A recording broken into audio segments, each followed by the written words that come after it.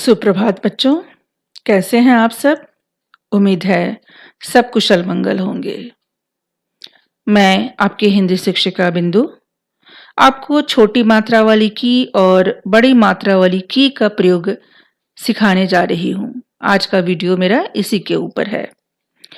बच्चों, आप लोग अक्सर वाक्य लिखते समय संशय में पड़ जाते हो कि हम कहाँ छोटी मात्रा वाली की और कहाँ बड़ी मात्रा वाली की का प्रयोग करें। साथ ही आप लोगों को इसका अंतर भी पता नहीं होता, अतः आप किसी भी की का प्रयोग कर देते हो।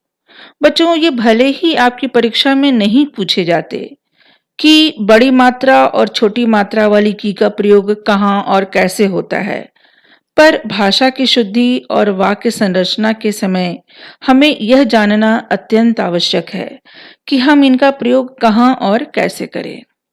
तो आइए सबसे पहले आपको छोटी मात्रा वाली की का प्रयोग करना सिखाएं। लेकिन इसके पहले बच्चों, एक निवेदन है आपसे कि अगर आपको मेरा वीडियो पसंद आता हो तो कृपया इसे लाइक, शेयर और सब्सक्राइब जरूर करें। तो चलिए अपने विषय की ओर चलते हैं। छोटी मात्रा वाली की का प्रयोग वाक्य या उपवाक्य को जोड़ने के लिए हम करते हैं, यानी कि दो वाक्यों को जोड़ने के लिए हम छोटी मात्रा वाली की का प्रयोग करते हैं। जैसे मैं घर से निकलने ही वाला था कि मोहन आ गया। अब देखिए, इसमें दो वाक्य है, मैं घर से निकलने ही वाला था और मोहन आ गया। इन दोनों वाक्यों को एक योजक है, योजक मतलब जोड़ना होता है, उसकी सहायता से ये दोनों वाक्य जुड़ गया और एक वाक्य बन गया। मुझे मालूम था कि वह नहीं आएगा, इसमें भी दो वाक्य है, ये की सहायता से जुड़ा हुआ है। मैं जानता हूं कि वह आपका भाई है। उसी प्रकार मोहन ने कहा था कि मैं आऊंगा, इसमें भी दो वाक्य है, एक वाक्य है, एक उपवाक्य है, और ये दोनों की सहायता से, छोटी मात्रा वाली की सहायता से जुड़े हुए हैं। वह इतना दौड़ा कि थक गया। विशेष रूप से कुछ और बातें हैं जो हमें ध्यान रखनी चाहिए कि छोटी मात्रा वाली की का प्रयोग हम विकल्प के लिए या के स्थान पर भी कर सकते हैं। जैसे हम किसी से पूछते हैं कि आप चाय लेंगे या कॉफी, आप अभी खाएंगे या बाद में, तो इसे हम इस प्रकार भी पूछ सकते हैं। जैसे आप चाय लेंगे कि कॉफी, आप अभी खाएंगे कि बाद में। एक और बात ध्यान योग्य है कि छोटी मात्रा वाली की का प्रयोग क्रिया के बाद ही होता है। जब भी क्रिया समाप्त होगी उसके बाद छोटी मात्रा वाली की का प्रयोग होता है। आप उदाहरण देख लीजिए, आप चाय लेंगे कि कॉफी। लेंगे क्रिया है, खाएंगे क्रिया है, तो क्रिया के बाद ही छोटी मात्रा वाली की का प्रयोग होता है।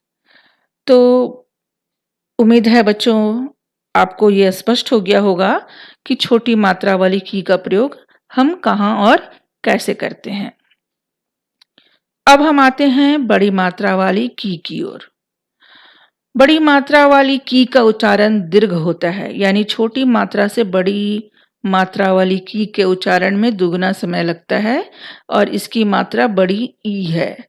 आपने बचपन में पढ़ा होगा, क ख ग घ स्वर को पढ़ा होगा, व्यंजन को पढ़ा होगा, तो स्वर में बड़ी ई वाली जो मात्रा है वही बड़ी मात्रा वाली की का जो उच्चारण हम अभी सीख रहे हैं कि कहाँ हम प्रयोग करें, उसमें यही मात्रा प्रयोग में आती है।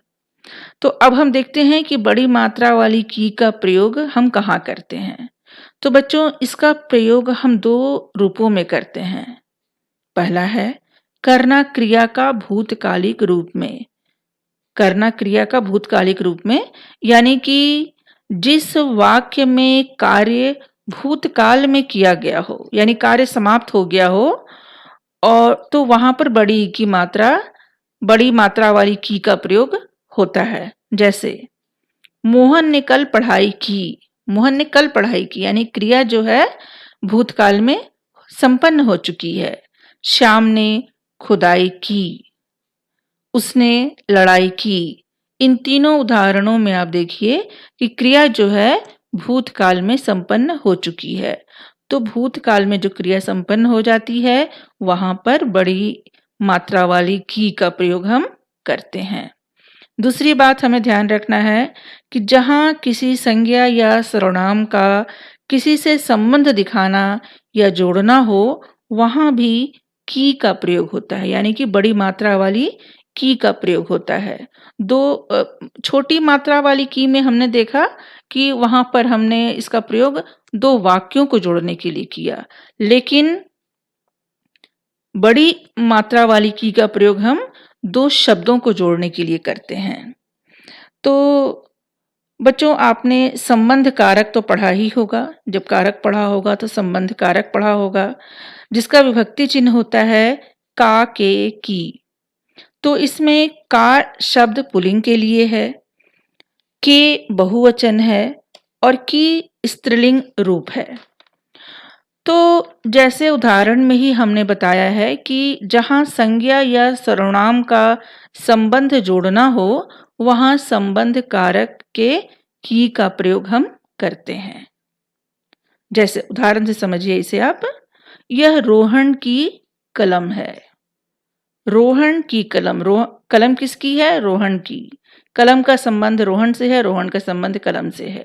तो वहां पर हम बड़ी मात्रा वाली की का प्रयोग करेंगे। मीरा की बहन श्यामा है। श्यामा कौन है? मीरा की बहन है। यह कमला की गाय है। सीता श्री राम की पत्नी है।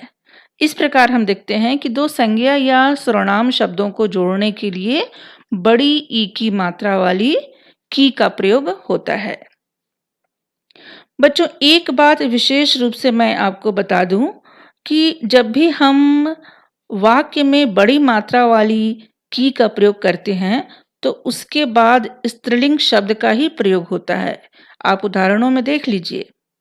जैसे कि आपने उदाहरण में देखा कि कलम, बहन, गाय, पत्नी, ये सारे स्त्रीलिंग शब्द हैं।